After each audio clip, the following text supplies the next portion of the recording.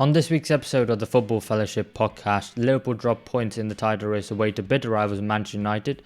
Arsenal and Manchester City capitalised with dominant attacking displays away from home against Brighton and Hove Albion and Crystal Palace respectively. In the top four race, Aston Villa dropped points to struggling Brentford, while Spurs go on to beat Nottingham Forest 3-1 at home.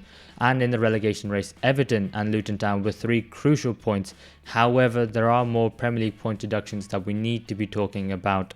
It's just me this week as Toby has been taken ill, but don't worry, we still have a bumper episode for you to watch. Starting off at Old Trafford, that is Manchester United 2, Liverpool 2. And I want to start off with the Man United perspective, and I want to start off with the Man United goals actually, because I think Man United in this game played okay. They still had a lot of open space in the midfield. They're still very easy to get at. Liverpool had a lot of shots in this game, and I think that's everything I've just said there is not news to anyone. It's not news to Man United fans. It's not news to anyone who's a football fan. Everyone who's been saying it we've been saying it on this podcast, social media has been saying it, pundits on TV, they're too easy to play against. But still, they find themselves with 2 goals in this game. And I think, credit to them, because when they did get their chances, they did take them. Not a great XG on both those chances. Both of them were moments of quality from 2 fantastic players. Starting off with Bruno Fernandes' goal from almost halfway. A fantastic strike. But I think Liverpool will be very, very disappointed how they went about conceding that goal. Especially Gerald Kwanzaa, the young centre-back for Liverpool. I don't want to put too much blame on him because he is very young. He's done a fantastic job coming into the Liverpool side so far. However, that goal was 100% his own fault. He's facing towards the Man United goal. He doesn't see any options ahead of him. He decides to turn back and he doesn't look up. He looks straight down at the ball. And what he doesn't see is Virgil van Dijk pointing to Caoimhin Kelleher in goal and saying, I don't want the ball, pass it back to the goalie. He doesn't see it. He doesn't see Caoimhin Kelleher actually running out of goal and saying, okay, I'll have the ball. He plays the pass blind, doesn't see Bruno Fernandes there. And to be fair, credit to Fernandes for taking the shot on the first time and beating Kelleher and giving the Liverpool defenders no chance. I think it was a fantastic strike, an absolute world-class moment of quality from Bruno Fernandes, and something we need to be seeing way more often. But I think Man United at that time could find themselves very lucky to be back in the game. And I think similar with the second goal to even go ahead. But I think it was a fantastic strike by Kobe Mainoo, someone who we've been talking about on the podcast as being a fantastic player for Man United, a real hidden gem for them this season, someone who's come into the midfield. Ten Hag could not have planned for him being as good as he has. England couldn't have planned for him being as good as he has. But I think what he does fantastically, and he even said in his post-match interview, was no one expected him to take that shot there and then. The way Aaron Wan-Bissaka passes the ball to him and he takes it on the half turn. And in fact, having the shot in that position was actually the hardest decision to take. And it's actually such a brave decision to make when you're an 18-year-old coming into the Man United side for the very first time. The bravery to say, no, I'm not going to pass it to anyone else. I believe I can take the shot. I believe I can score this goal. And he absolutely does it. An XG of 0.05 from that goal. So he only had a 5% chance of scoring. Absolutely catches out the goalkeeper, absolutely catches out the whole Liverpool defence, and Liverpool find themselves 2-1 down at that moment in time. But I think for Liverpool, I think the headline will be, yes, they've dropped points in the title race. But I think if you don't talk about the league position, just talk about the games against Liverpool and Man United. That's the 3rd time this season Liverpool and Man United played, and Liverpool haven't beaten Man United once.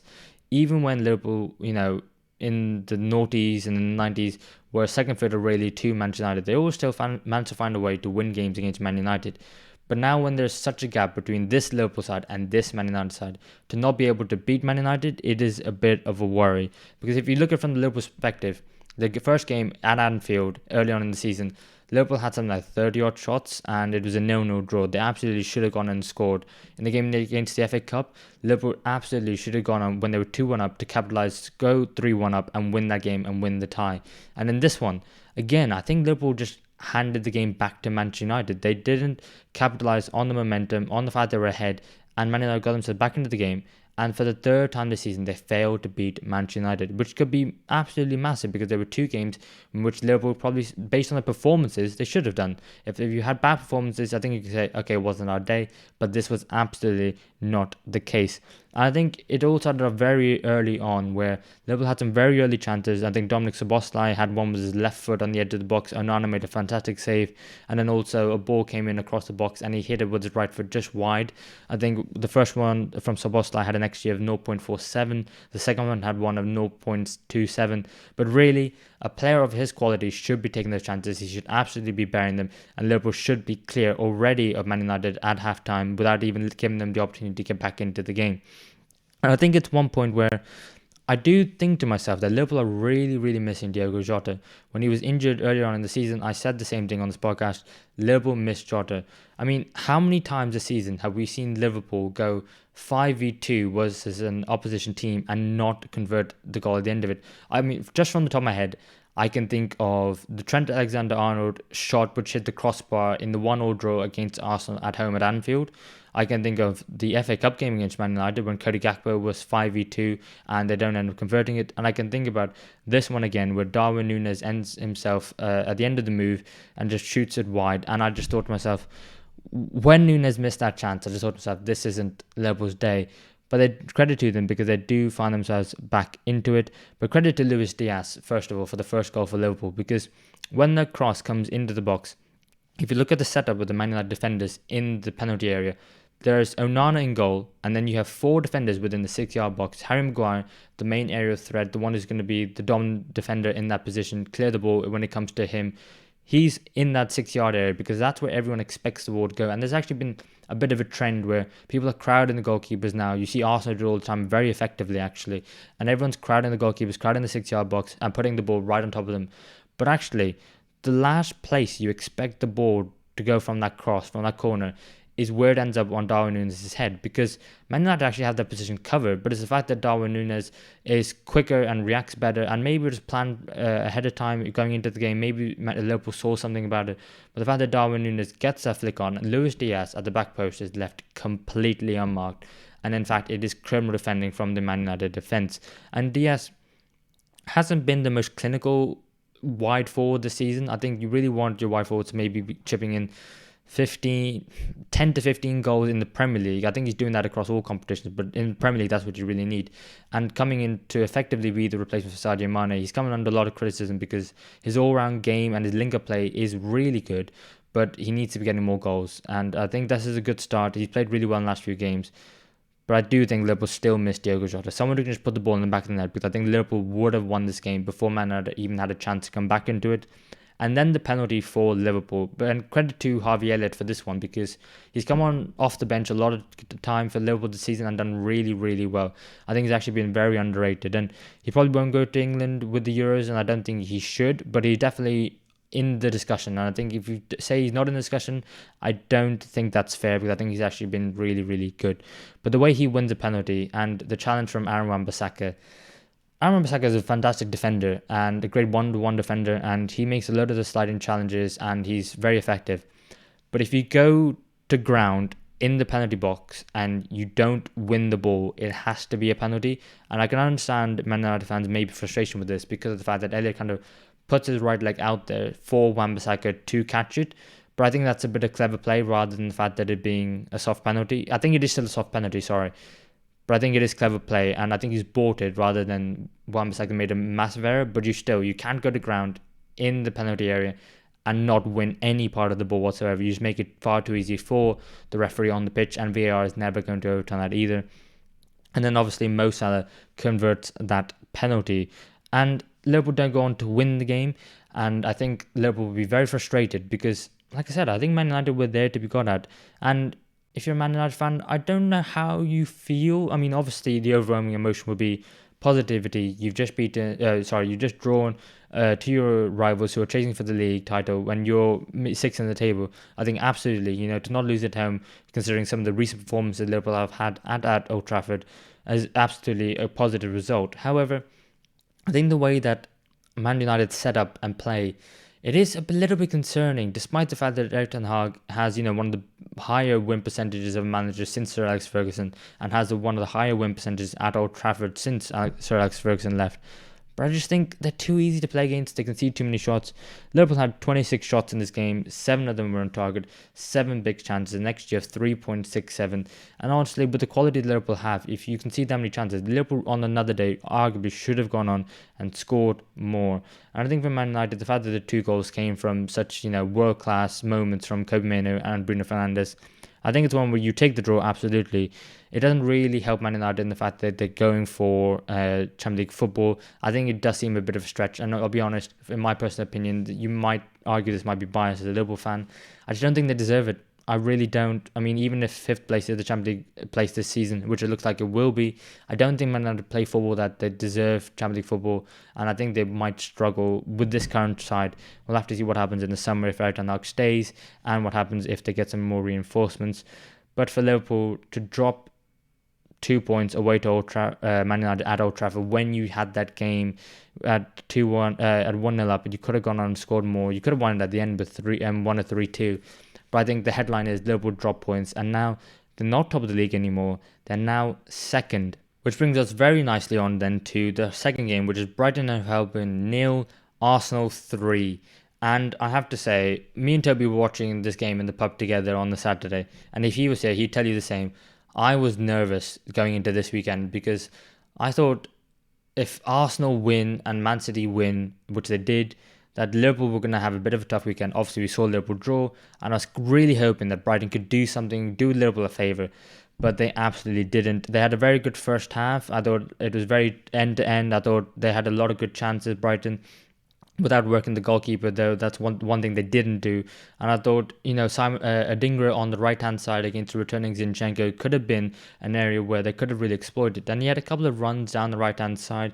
He was linking up play really well with Tariq Lamptey down that side. However, they didn't quite materialise into the chances that they really needed. And Arsenal were also going punch for punch, and they had chances. With Jesus had 2 chances, Saka had a chance, Havertz had a chance early on in the game as well.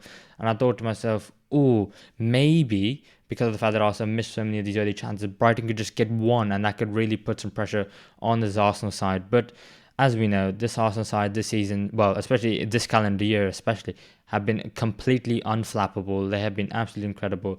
And this time it was Gabriel Jesus who won the penalty for them. And I think this was a penalty. I think Tariq Lamptey does get the ball first, but then he does also get Jesus, and I think Jesus does make the most of it. However, there is no way that Lamptey can get Jesus in that position there and stop him, because Jesus can't go anywhere. He's just lost the ball. So I think for me it was a stonewall penalty, and of course the star boy Bukayo Saka goes on and converts it, and also go 1-0 up at half time. However, I'm still not worried at this point, because I still think that Brighton still have a chance. But coming out in that second half, Arsenal just absolutely dominated Brighton. That second half was a bit boring to watch as a neutral, because it was just all Arsenal. Absolutely. And I just thought to myself, that was a fantastic performance away to Brighton, who are a tough side to play against, haven't had the best recent run of form, especially this calendar year, and a side who are struggling a lot with injuries. But they gave Liverpool a really good game last weekend, and they're not a side to be taken lightly at all. But that second half performance, which I was looking at it like, yeah, that is a performance of a team who are going to be champions. And I said it last week, I think Arsenal will be champions, because that was just a fantastic performance in that second half. I mean, it's the 5th consecutive away clean sheet in a row for Arsenal in the Premier League. And I think that's the one thing. The attack, yes, fantastic. I mean, obviously they go on to score another goal through Havertz, they score another goal through Trossard. But it's the defence. It is so resolute, it is so watertight. They do not let anything pass. And I just thought to myself, what a fantastic defensive performance. I think David Raya he had one great save in the first half he had to make, diving to his left. But apart from that, I can't really remember anything else that, really worked and really, made me think, he had to really work to save that one. I think credit to him, because not only the defence, who don't let anything get past, the midfield don't let anything get to the Arsenal backline as well. And I think, the second and third goal, I mean, Kai Havertz, we're all saying at the beginning of the season, £65 million down the drain, a Chelsea flop, why on earth have Arsenal signed him? He's been fantastic this season. I mean, he's even pushed Gabriel Jesus, who going into the season I'd say was Arsenal's number 1 striker. They've pushed him out to the left because Havertz has to play, and he has to play down the middle. He can obviously play in the midfield as well, but I think, the way his link-up play, dropping in deep and then running in behind, he's such an intelligent footballer. And in that Chelsea side where it is kind of falling apart as we've seen this season and last season, I think him leaving and playing the more cohesive, coherent side who know the patterns of play, he's absolutely thriving. And I'm maybe changing my opinion on if Arsenal even need a striker next season. Maybe they do. Maybe they do just need one more, maybe to replace the likes of Eddie and Nketiah. But I think, Havertz has done a fantastic job. And I think credit to Jorginho, who's come in kind of out of nowhere, kind of started taking up the position in the six and pushing Declan Rice a bit forward. Sometimes Arsenal play with them together and double pivot and play like a box midfield. But I think Jorginho, Havertz, players who I didn't think had the minerals to be playing week in, week out in the side challenger for the Premier League. And I think they've absolutely done it. And I think, that second goal, Jorginho running it on, I think the Brighton defenders do kind of, they do lose the concentration because Saka is down on the floor and they're like, okay, put out the ball. Oh, Arsenal aren't going to take it, but they do. And, credit to Arsenal for keeping on going and Jorginho and Havertz linking up because, I wrote them off at the beginning of the season. And then the third goal is just very poor play from Brighton. I think they lose concentration at that point. I think it's just a case of Pascal Gross in that position just, running out of energy, running out of interest in the game because they know they're probably being beaten. And in the 86th minute, Havertz plays through Leandro Trossard and it was just a lovely finish. The way he goes to shoot, feints, and then he takes another touch and then he chips Verbruggen in goal. I thought it was a fantastic finish and probably a little bit of a dagger to the heart of Brighton fans, seeing your old player come back and returning and scoring against you, a bit like Declan Rice did when he did against West Ham in the 6-0 win away from home. But I think for Brighton, it is a bit worrying the form this calendar year. Won only 2 of the last 12 Premier League games this calendar year. Out of the FA Cup to Wolves, out of the Europa League to Roma, which was comprehensively 4-0 as well. And I think there's a lot of questions around De Zerbi and if he's maybe going to be leaving this summer and going to find a bigger job. But I think really he needs to get his own house in check at the moment. He needs to get Brighton back into the goals, winning a few more games of football, because at the moment I think they're only in 10th place, 43 points. Wolves are 1 point behind them. Bournemouth are 2 points behind them. They're unlikely to make Europe this season. I think De Zerbi he comes up with a lot of comments in his interviews, which I think, if anything, are putting other teams off. As a Liverpool fan who's being linked with De Zerbi, I'm kind of thinking, don't talk about, we need to have a discussion, let's see if they can match my ambition. Just focus on winning games of football and, the talking will, everyone will do the talking for you. You don't need to come out and do the talking yourself. And that kind of puts me off him personally. And I think what's most important now is Brighton finishing the season very strongly. And it's only the Premier League they've got to focus on now. They got some fixtures, some very winnable fixtures coming up. But will they have the desire with, all the injuries that they've had? They might just want the season to be over at this stage. And, with 6 or 7 games to go, I think, Brighton, very disappointing turn of the year. And I think for Arsenal, such an impressive turn of the year. I mean, what a week Arsenal have had. I mean, they beat Brighton comprehensively 3-0. Now got Bayern Munich at home in the Champions League with no away fans as well. So they're going to absolutely be singing their heart out in that game. Could they put the demons to rest of previous years under Wenger of losing in the Champions League to Bayern Munich consecutively in the last 16? And then also they got Aston Villa at home. And I think on the weekend, and they're in a great position, at the top of the table, level on points with Liverpool, but with a 9 better goal difference than Liverpool. And I think don't focus on the goal difference, focus on the result, get all 3 points. And if Arsenal win every game from now to the end of the season, it doesn't matter if Liverpool do the same. I think Arsenal will be Premier League champions, because I think Liverpool will have to win the game and then also worry about the goal difference, and that could distract them from the game and the result itself. So I think Arsenal, like I said last week, I think Arsenal will go on to win the Premier League title. It's really nice to maybe see from a football standpoint that, and doing the podcast, that, maybe I'll be proven right. It's still a dagger to the heart in the fact that I really would like Liverpool to win it, but I just can't see past this Arsenal side. And credit to them because they've been performing absolutely fantastically this season. And then we come on to the early kickoff, which was Crystal Palace 2, Manchester City 4. And in midweek, it was Phil Foden with his hat-trick, with a midfield masterclass. And now it's Kevin De Bruyne with a midfield masterclass. I mean, honestly, just the fact that De Bruyne and Foden especially, his best position is probably the position that Kevin De Bruyne plays on that right-hand side of the midfield 3. And the fact that Pep Guardiola has 2 of these players, And he can bench one week, and he can bench and then play the other one the week after and bench the other one.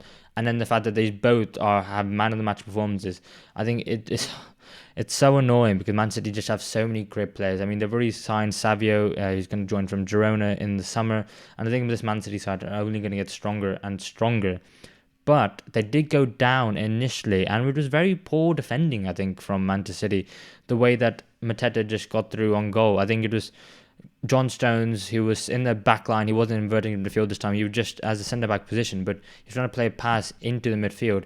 He gets cuts out, and 1, 2, 3 passes later, and Mateta's through on goal. And because John Stones steps forward a little bit, it leaves that Ruben Dias and Mateta on their own together, and Mateta can just stroll past, and what a lovely finish. And I think 1-0 up already. I just thought to myself, if anything, maybe Crystal Palace has scored a little bit too early, and it just goes to show you can't take your foot off the gas, and you absolutely have to defend really, really well.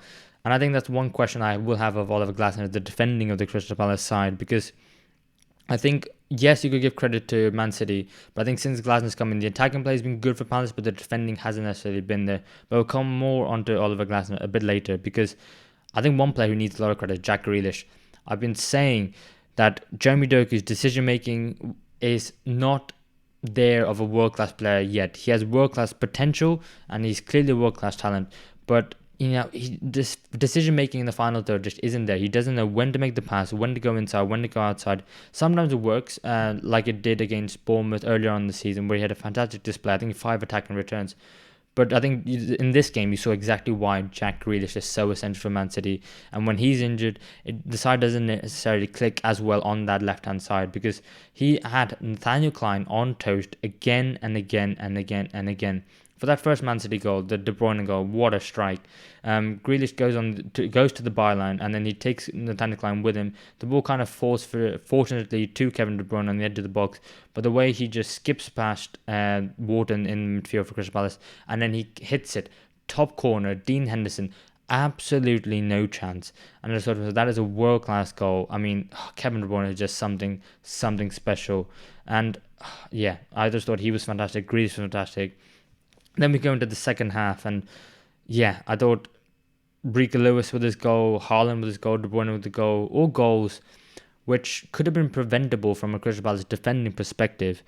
But I think Man City in that second half were going to get goals because they played not the best of football in that first half. I think Crystal Palace definitely were in it, they were fighting, it was 50-50. It definitely wasn't dominant for Man City, but that second half absolutely was. I mean, the Rico Lewis to find the space that he did, and I just thought to myself, yeah, that's way, way, way too easy for him to do that.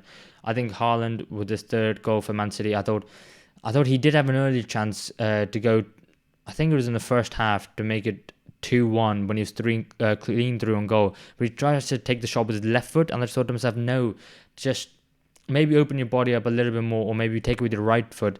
But the fact that he went for his left foot, I think made the chance very easy for Dean Henderson.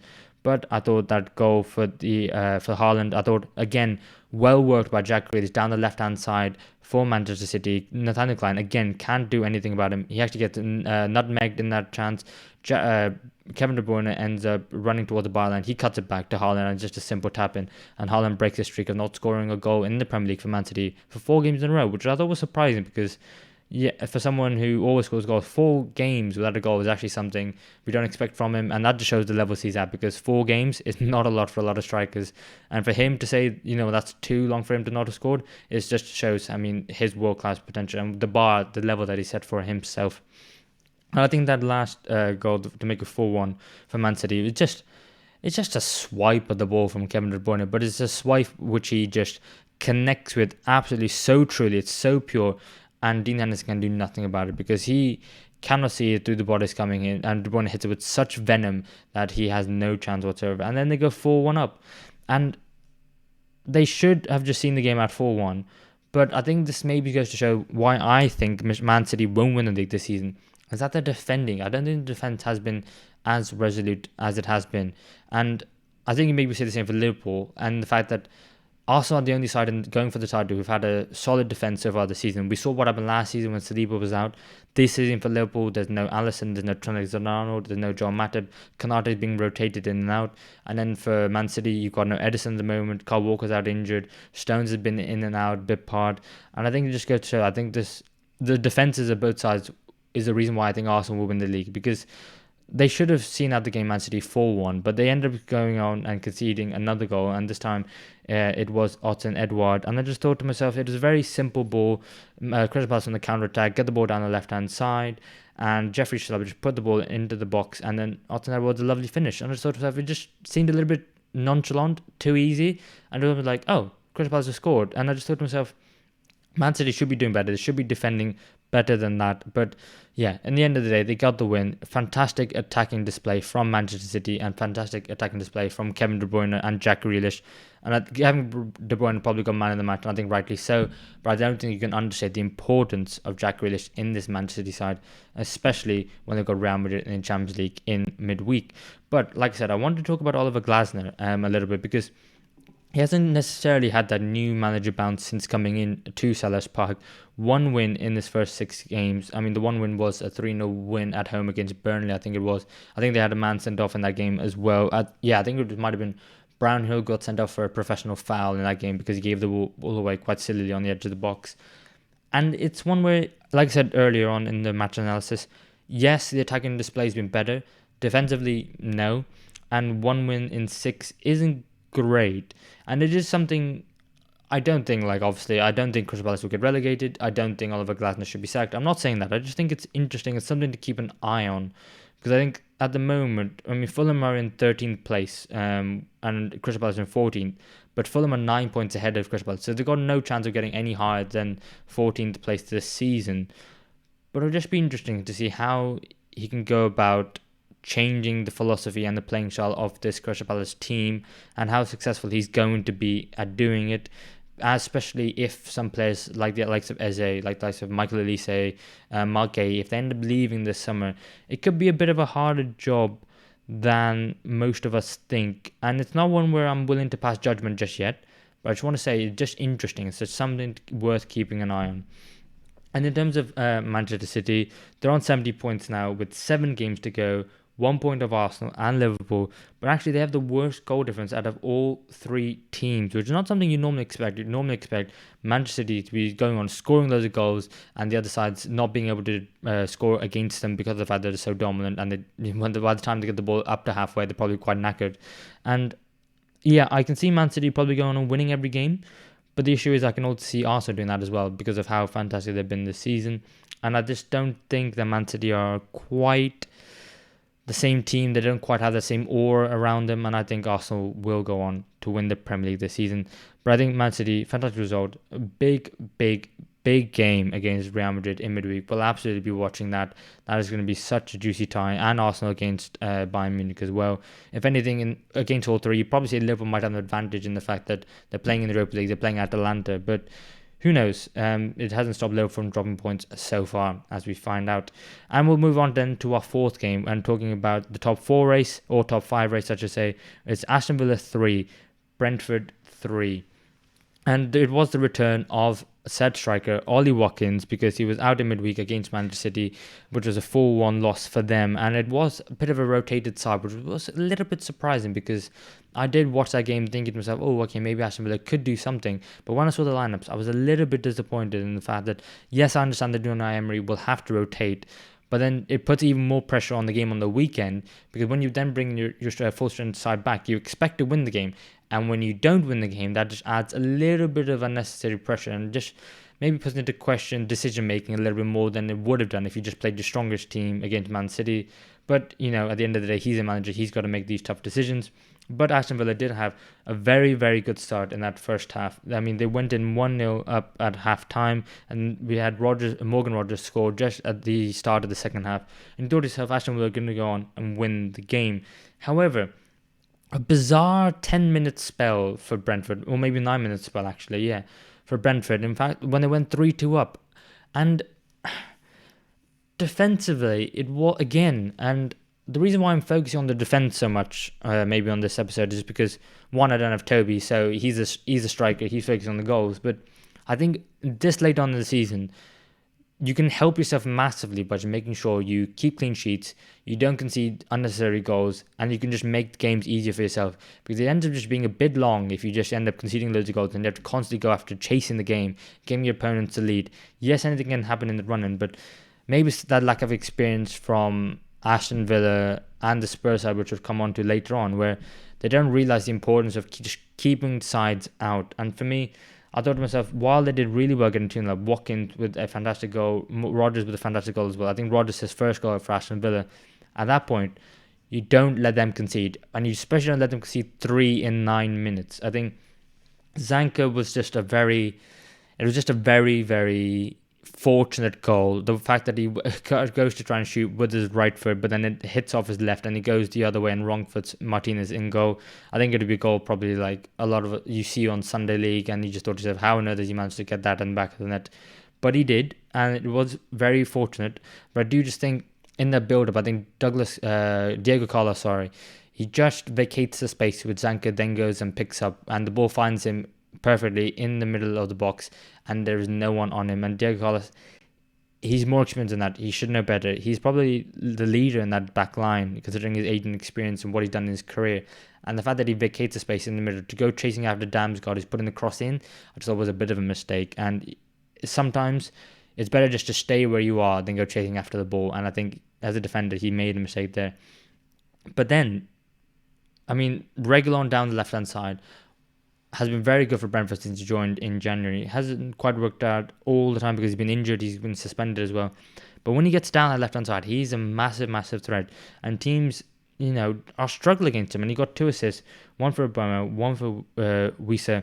And I thought to myself, that was just too easy to get down that left-hand side for Brentford against Aston Villa. And I just thought to myself, to find themselves 3-2 down when being 2-0 up, Aston Villa, it seemed like they were throwing it away. It honestly did. It also seemed like maybe this is the point of the season where we're finding out what they're really capable of, and maybe then they're not ready for top 4.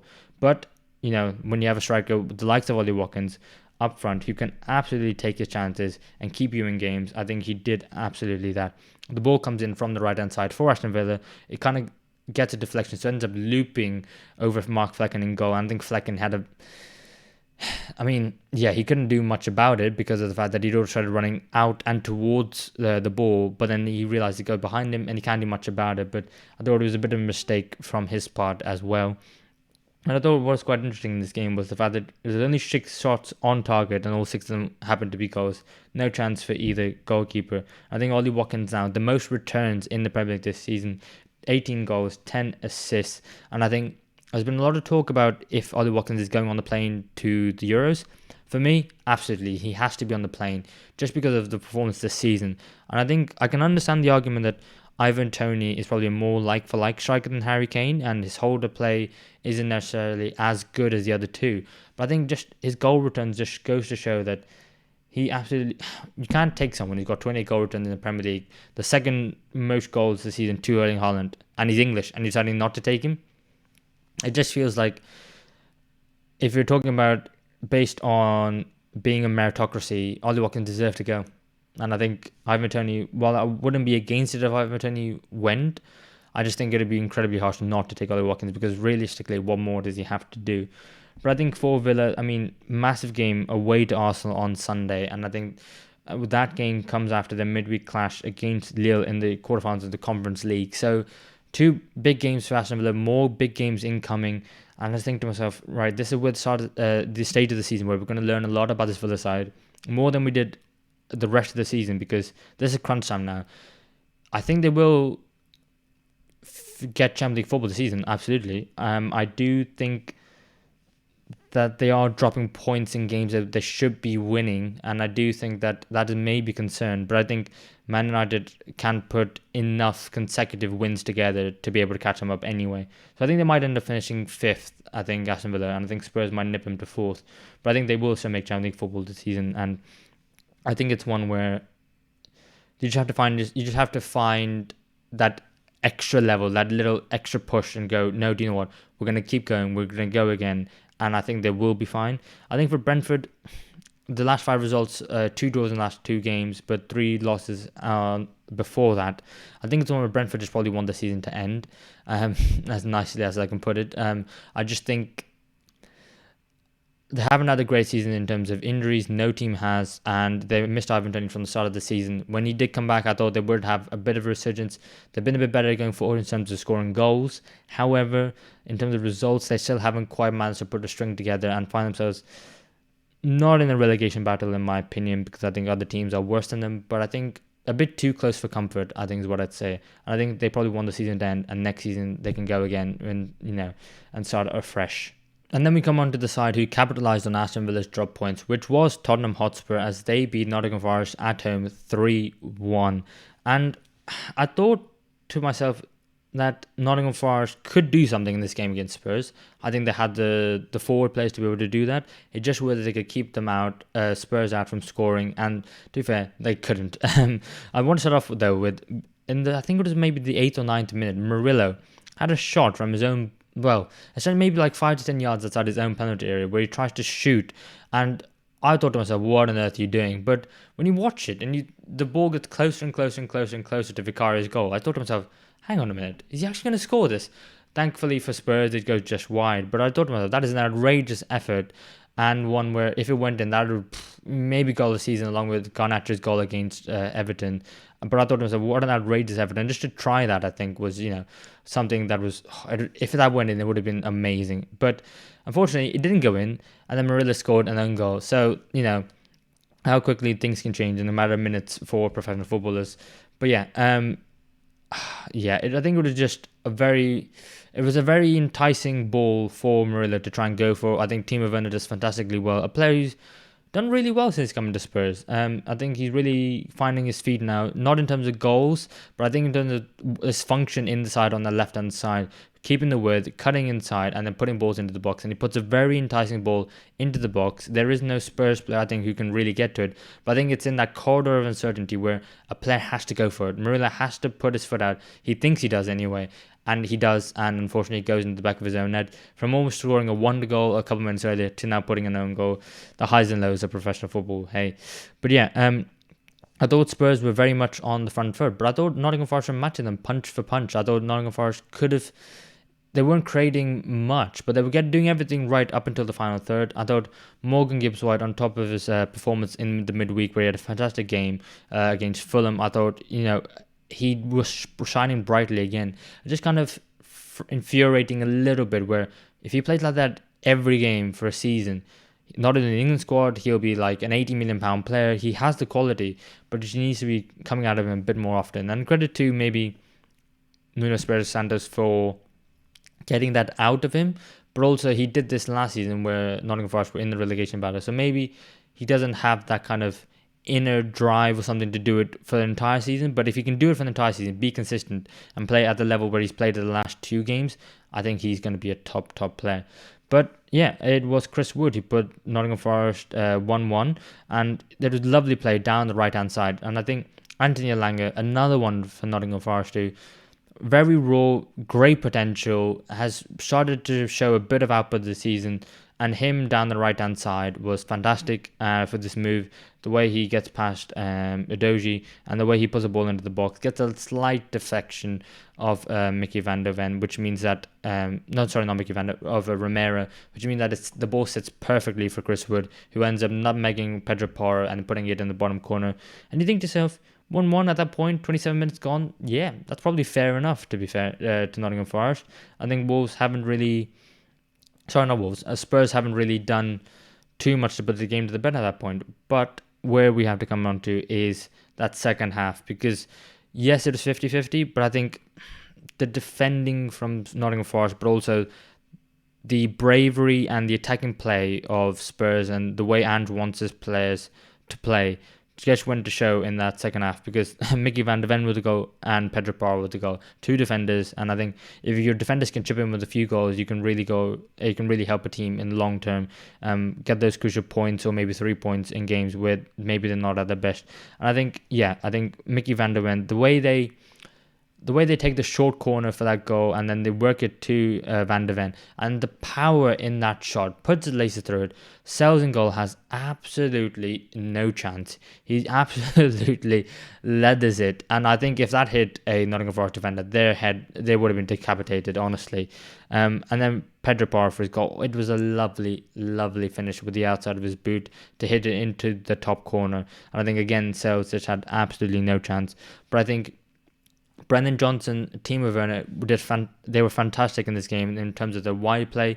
And I think it's one where Dejan Kulusevski is going to find it hard to get himself back into the side, because I think Werner and Johnson, their pace, their directness, I think it's one where Kulusevski is going to have to work a little bit to make sure he's the perfect wide player for Ange Postecoglou in the Spurs side. Potentially, you can maybe see Kulusevski working towards more down the middle in games going forward. But I think, yeah, I mean, I can see Johnson and Werner being Spurs' wide players next season. I think Werner doesn't maybe get the goal and assists, even though I'm got to say, he got the assist for the own goal and he did really well in this game, but he's not clinical enough. So if money's an issue, maybe £15 million, I think it is. I think, yeah, absolutely, Spurs buy him on a permanent. I think Werner's come out and said he's happy to stay. But I think if Spurs do have some money, then yeah, go sign someone else. And I think Brendan Johnson was an astute signing. He's done really, really well, and especially in the second half of this season. And I think he's only developing and becoming better and better. I didn't necessarily think he's going to start and maybe be more of a squad player, but he's absolutely taking his opportunities. We do have to talk about, though, James Maddison. Did he punch Ryan Yates? I saw it initially, and I was like, hang on a minute, I can't quite see that. And then I saw a replay where it zoomed in, and I thought to myself, hang on a minute, he has just punched Ryan Yates. And I think Match of the Day talked about it perfectly, because Troy Deeney was on it saying, if that was me, I'm getting sent off. And I completely agree with what he's saying. I think because some players have a reputation of being nice guys and some players don't, that if one of the nice guys goes ahead and does something like that, it's kind of like, no, that's no foul, no red card, whatever. But I think Maddison is a very, very lucky boy. I think he absolutely should have been sent off. And I think at that point in the game, it was 1-1. It could have been, Nottingham Forest could have gone in the ascendancy, could have got 3 points. It could have been crucial. And obviously, Nottingham Forest have had some howlers this season. I think that is potentially a howler. I think it's a bad decision. I think it's edging towards howler. But yeah, if that was Romero, if that was someone else, I think they're absolutely getting sent off. I think because of James Maddison, he's a good guy.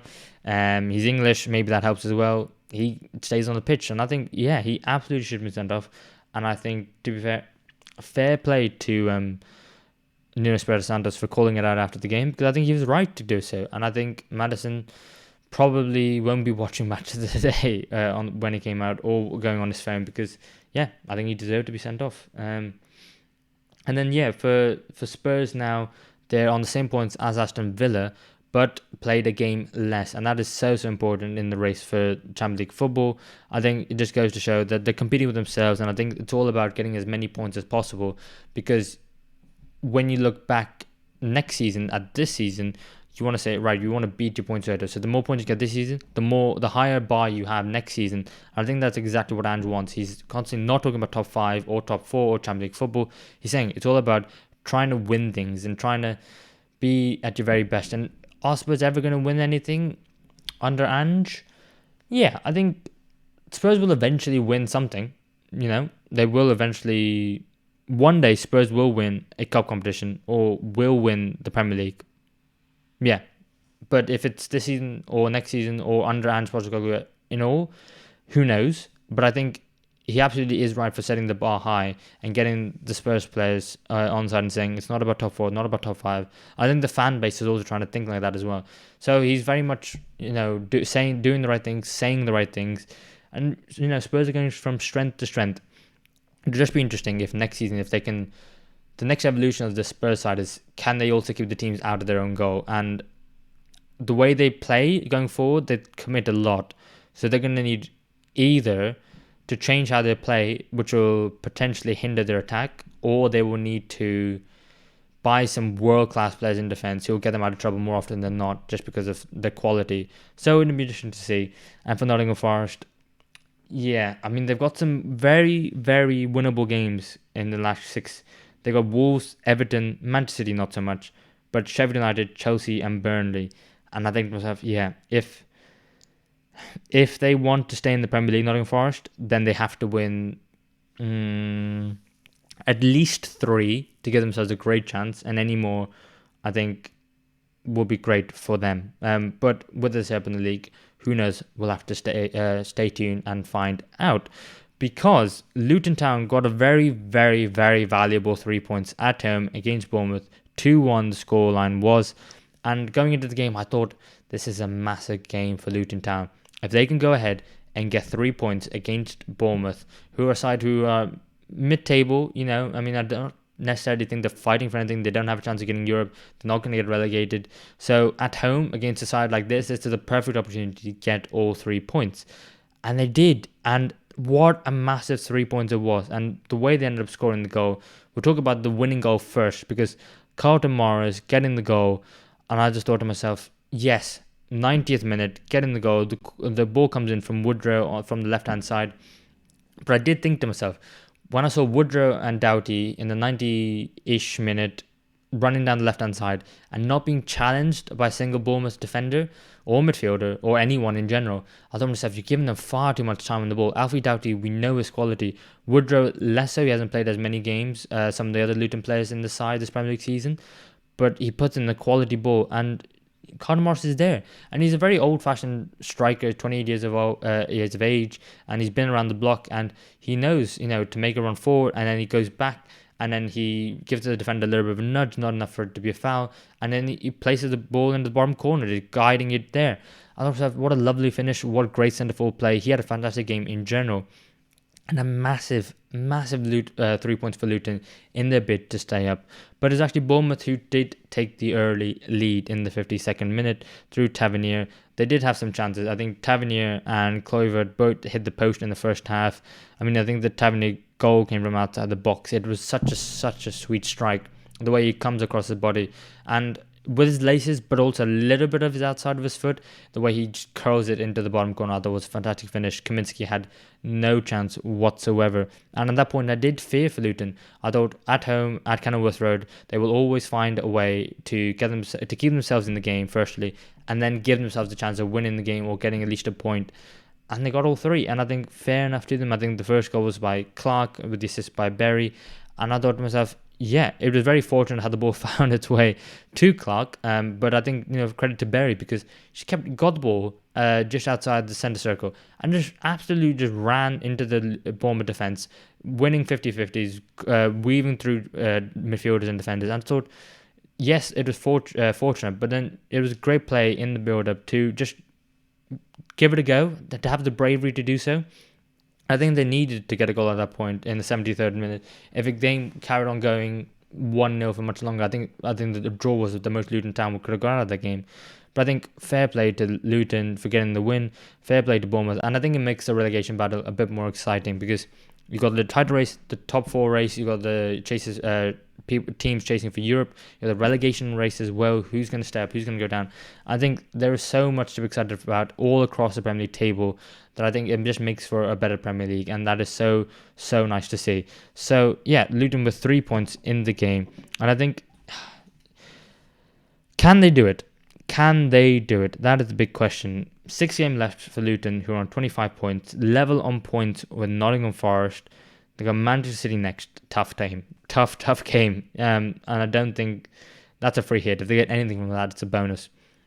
But apart from that, Brentford, Wolves, Everton, West Ham, and Fulham on the last day of the season.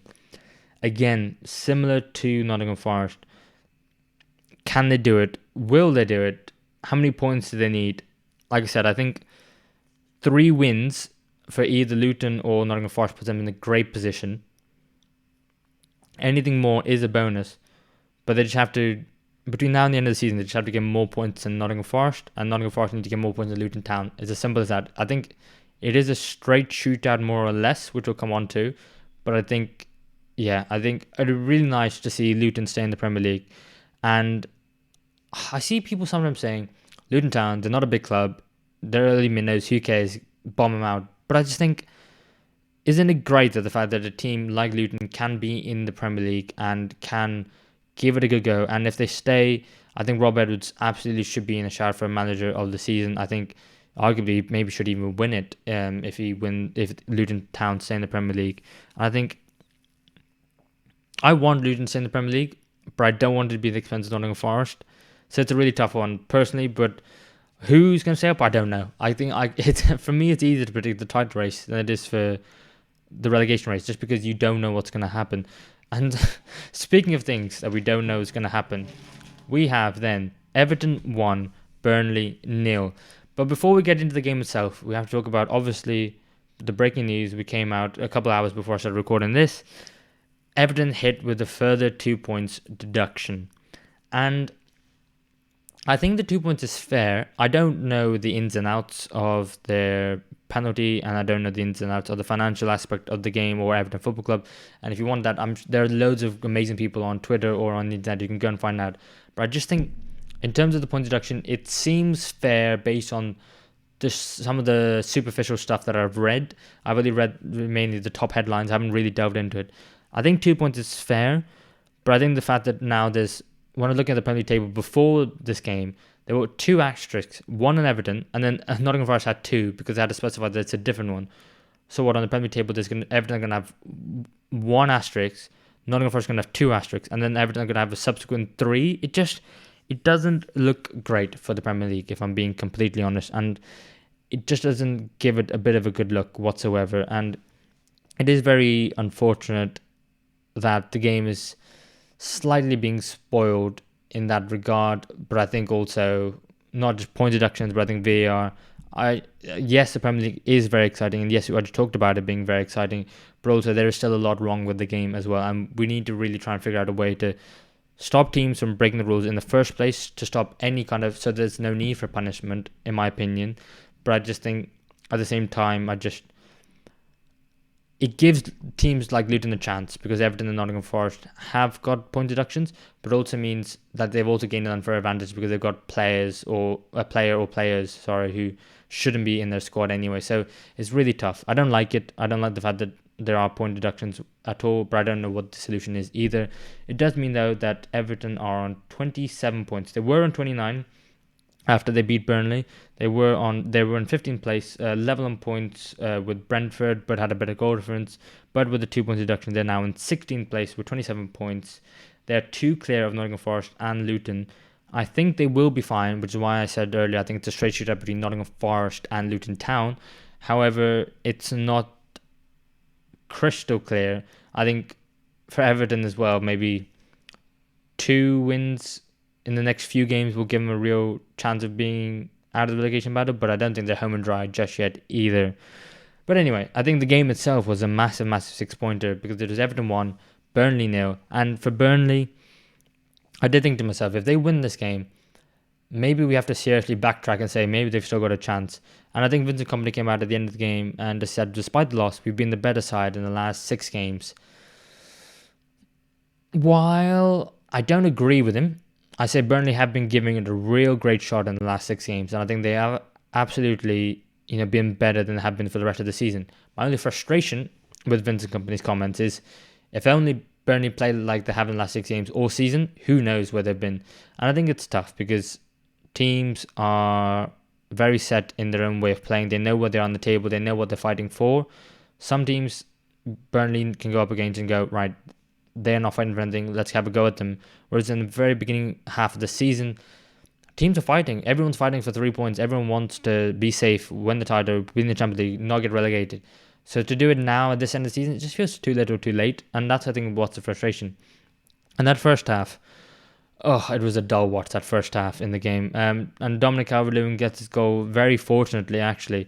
I think Muric from 2 weeks ago, when I was really praising him, saying, I don't know why James Trafford's been in goal all season, when you got Muric, who puts in a performance against Chelsea, gets a 10 out of 10 and puts in a world of performance. And in this game, he just cost them. He just cost them. A bit like João Kwanzaa gave the goal away for Bruno Fernandes. This is all Muric's fault, unfortunately, and I think that has to be said, because it's the 45th minute and the 2nd minute of added time. I'm just thinking to myself, just go in at halftime, 0-0. I was almost ready to just get up and just go make a cup of tea, but the fact that he gives it away then, it is soul crushing for Burnley, and you just think to yourself, it is an absolute gift to Dominic Calvert-Lewin. It is so frustrating. And Vincent Kompany, maybe he said it, maybe he didn't. He probably would have been absolutely fuming with that.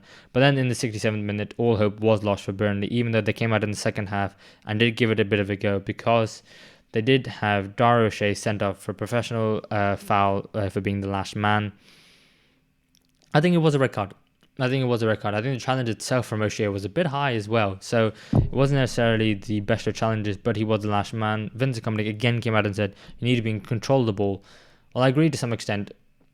Calvert-Lewin is getting to that, and he does take a bit of a heavy touch, but I don't think Kompany can have any complaints. If it is the other side, he'd be absolutely fuming. And from there on, it was all Everton, and Burnley didn't really look like they were going to score a goal. But then, Everton could have arguably gone on and scored more goals, because they had a shout for James Garner went down the penalty, which I thought should have been a penalty. I think the referee and maybe VAR bottled that one. I think they absolutely should have had a penalty. I think there was another one as well where Better was running through a goal. That one I don't necessarily think was a penalty, just because I think Better runs into the Burnley defender, and where can the Burnley defender go? So that one, no. But I think the other one, yes, absolutely, on Garner. And Everton find themselves with a crucial 3 points. I guess at the end of the day, it was probably only 1 point because of the fact they had a 2-point deduction. But imagine if they didn't win the game. Imagine if they lost that game on the weekend, and then Burnley won, and then they got the 2-point deduction. Oh, their heads would have been lost on Merseyside, because everyone would have said, right, we're in serious trouble now. That win probably just takes the edge off the 2 points deducted, and if it wasn't for that, who knows. But Everton getting to the point at the stage of the season where every game matters, and every game you're ticking them off one by one. You've got Nottingham Forest. That is going to be a crucial game. You've got Nottingham Forest, Brentford. They've got Luton Town, Sheffield United. Those 4 fixtures are absolutely massive, because they need to make sure that they're home and dry before the last game of the season against Arsenal. Because if they're not, Everton have a real chance of going down. Because I can't see Arsenal anything apart from an Arsenal win on the last game of the season, if they still need to win for the title. And I think Burnley, yes, put up a bit of fight, but they're down. Along with Sheffield United, I think they are absolutely down. And then the next game is Wolverhampton Wanderers 1, West Ham United 2, and 2 sides who I've been really impressed with so far this season. I think West Ham, mainly for the results rather than the style of play, and Wolves under Gary Neville, who have been the Football Fellowship's second team, it feels like, this season, just because of how well they've been playing and defied all expectations, despite the fact that I think I put them in a relegation zone at the beginning of the season. We'll come on to that at the end of the season when we review our predictions. That's not going to be very fun to look forward to. But Wolverhampton Wanderers did take the lead in the 33rd minute through Pablo Sarabia, and I thought to myself, he's been actually quite underrated this season. You have the front three of Cunha, Neto, and Hwang, and Sarabia has just come in just done a very steady job. And someone who came from PSG to Wolverhampton Wanderers to the Midlands, and I thought to myself, is he just there on name and reputation? But he's absolutely done the job for Wolves this season. Been really impressive for them, and I think a player who very underrated and very useful squad for Wolves. And I think, yeah, he did really, really well. But I got to say, with West Ham, yes, they get themselves back into it, but I think Wolves, it was so disappointing in the way, from Wolves' perspective, in the way that West Ham got themselves back into it, because Emerson gave away the penalty initially for Pablo Sarabia, but then he goes on and then scores a goal, which gets ruled out by VAR for a foul on Semedo, and I thought it was a bit harsh in my opinion. I thought it was a little bit harsh. Yes, there are 2 hands on Semedo, but I do think it's not enough for him to go down. He probably feels the hands, goes down because he doesn't think he's going to win it, because the ball's going over his head and he doesn't know what's behind him. But I think, West Ham can be a bit aggrieved on that one. But then the Kilman penalty.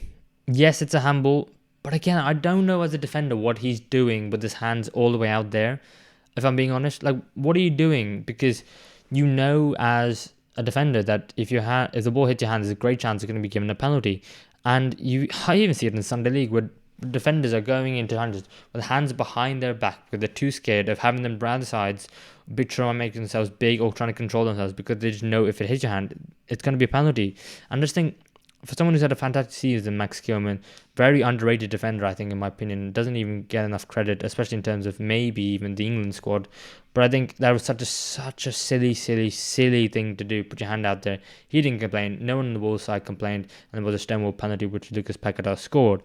And then James Ward-Prowse scoring from a corner, directly from a corner, and I didn't even know it was called an Olympico. I didn't think it had a name to it, but I think maybe the storm and the winds probably gave him a bit of an assist. But I think if there was a player in the league who's going to score directly from a corner, currently I think it will be James Ward-Prowse, just because of the fact that he's got such great whippage to his crosses, he's got such accuracy, and he can also add the pace to it, and it doesn't take anything away. And I thought, to find themselves West Ham 2-1 up was probably a little bit fortunate. Did he see Sarr off his line? Did he think the Wolves don't have anyone on the post? Is there a great chance? Maybe he did, but I think, in my opinion, I think it was a little bit lucky. I think he was trying to put it on top of Sarr and try to get Zoom on the end of it, but fair play to him because he scored at the end of the day anyway. And I thought to myself, first half was just all Wolves, second half was all West Ham. I think, David Moyes deserves a bit of credit. He made changes at halftime. He brought on Johnson and Antonio for Kufal and Souček, and they went for it. They absolutely went for it. And I think that's what West Ham fans want to see a bit more often. West Ham going for it rather than just sitting back, because I think in that first half it was all Wolves. And the fact that they gave it, I think Wolves really did give it away. However, they did have I'm sick and tired of talking about VAR, I'll be completely honest. And I got to the point where I think maybe we should just get rid of it, because I'm not even sure what the rules are anymore. But Max Kilman, in the 90th plus 11th minute of added time, at the end of the second half, gets his goal cancelled out for VAR, because apparently, I can't remember the defender who was standing in front of Fabianski, but apparently he was obstructing play. And my issue with this, I think he wasn't obstructing play, the Wolves attacker, until right at the very last moment. And then even then, Max Kilman heads that ball with such pace and accuracy into the top corner. Fabianski, even if he sees it, has no chance of getting there anyway.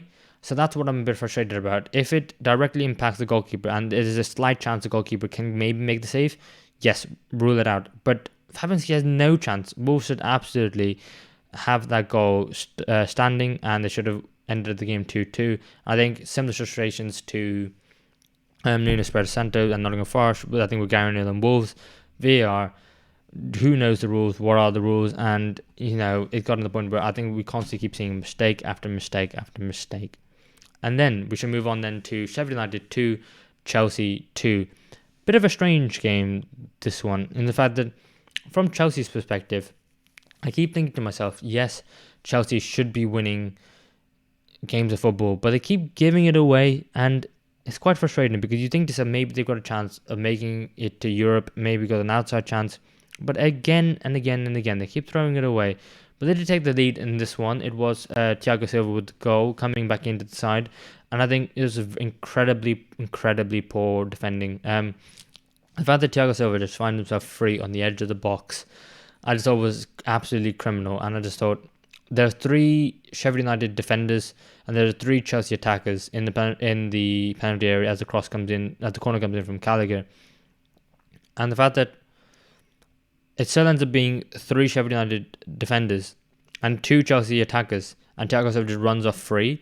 I don't know if it was Trusty, I don't know who was trying to mark Silva, but it was just incredibly poor defending. And I just thought to myself, that's why Sheffield United concede so many goals. But then I thought it was great build-up and pass by Harmer. By Harmer? Yeah, by Gustavo Harmer. And I think Petrovic makes an error by thinking it's going to be a cross and going down.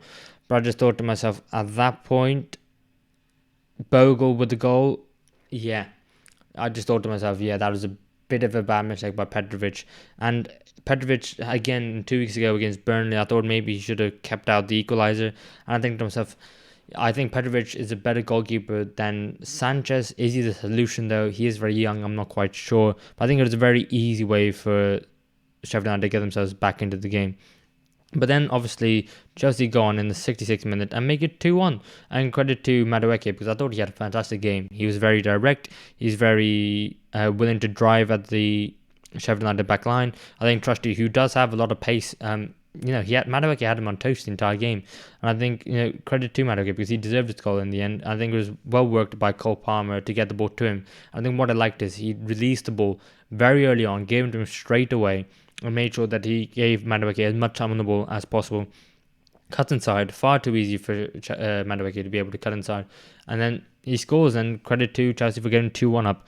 But again, I think this is the frustrating thing, is Chelsea just give it away again. I think the last 5 results have been win, draw, win, draw. Yeah, sorry. Draw, win, draw now this game, because again, right at the end, credit to Sheffield United for keeping fighting and Chris Ward for getting the fight into the side. I think it's more personal pride than thinking they can stay up. But credit to him, because Ollie McBurney, finds himself, gets the flick on by Cameron Notch and puts the ball in the back of the net. And if you look at the defensive line from Chelsea, Thiago Silva is in somewhere, Trevor Chalobah is somewhere else, and I think the third defender, I can't remember, I think it's Badishiu, he was somewhere else as well. They're all three of them are in different stages of the Chelsea back line, and I think no one is coherent, no one's organising defence. I think Thiago Silva might have done had he been playing consistently, but because he wasn't playing consistently, none of them knew where to be, and none of them were in the line whatsoever.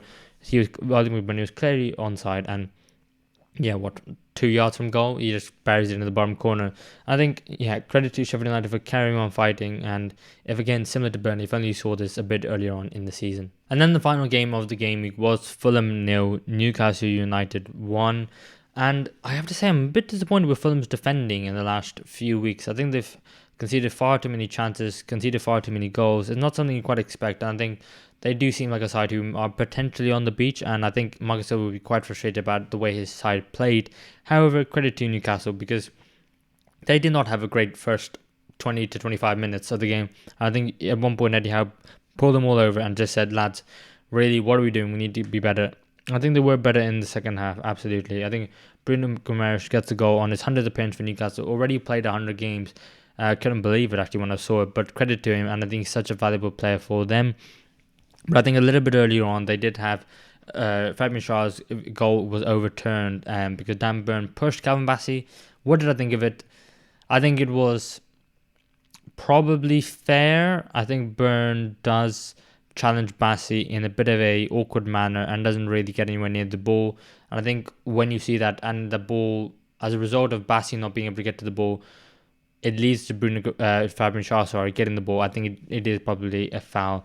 I think, fair play to Newcastle for getting it. However, they do have more injuries now. I think Lewis Hall went off injured at left back, and Paul Dummer came on, and I think Joe Willock also went off. I can't quite remember who came on.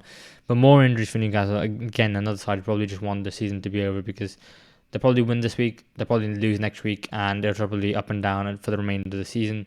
But another manager, Eddie Howe, a bit like David Moyes, a bit like Pochettino, a bit like Ten Hag, there's going to be a lot of eyeballs on him next season, because how next season goes is going to define what happens to those managers and how the sides progress going forward. I think for Fulham and Mark Silva, fine. They're probably on the beach at this point, and credit to them, because, they have had an absolutely amazing season, despite the fact that a lot of people didn't give them any hope whatsoever. But that is it for this week's episode of the Football Fellowship podcast. Thank you everyone for joining me. Toby will be back next week, and we'll be back to our regularly scheduled me and him troublesome duo. And next week we've got a bumper episode again for you guys to watch. Arsenal are at home to Aston Villa, which is the big game on the Sunday. So we'll be covering all of that for you. If you're watching us on YouTube, please give us a like and subscribe. If you listen to us on Spotify, please give us 5 stars. Answer the questionnaire. Thank you for watching, and we'll see you in the next one.